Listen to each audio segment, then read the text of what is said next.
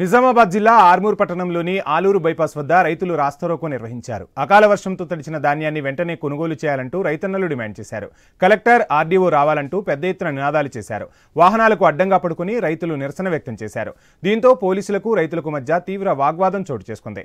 గత 20 రోజులుగా కొనుగోలు కేంద్రంలో ధాన్యాన్ని కొనుగోలు చేయడం లేదంటూ రైతులు తీవ్ర ఆగ్రహం వ్యక్తం చేశారు. ఆర్డీఓ రాజాగౌడ్ సంఘటనా స్థలానికి చేరుకుని రైతులతో చర్చించారు. తడిసిన ధాన్యాన్ని రైతులు స్వయంగా ఆర్డీఓను తీసుకెళ్లి చూపించారు. ధాన్యాన్ని సకాలంలో కొనుగోలు చేసే విధంగా చర్యలు చేపడతామని ఆర్డీఓ హామీ ఇచ్చారు.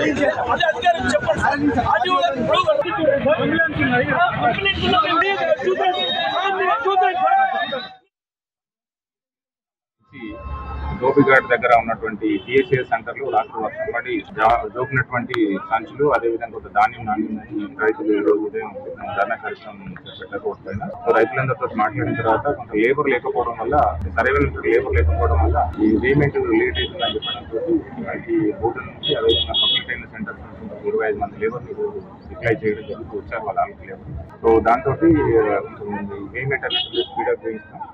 తర్వాత జోకి ఉన్నటువంటి బ్యాగ్లు సుమారు 1500-1600 బ్యాగ్స్ ఉన్నాయి. ఆ బ్యాగ్స్ అన్నింటినీ కూడా ఈరోజు ఒక 3 లారీల వరకు అయితే లారీలు వస్తున్నాయి.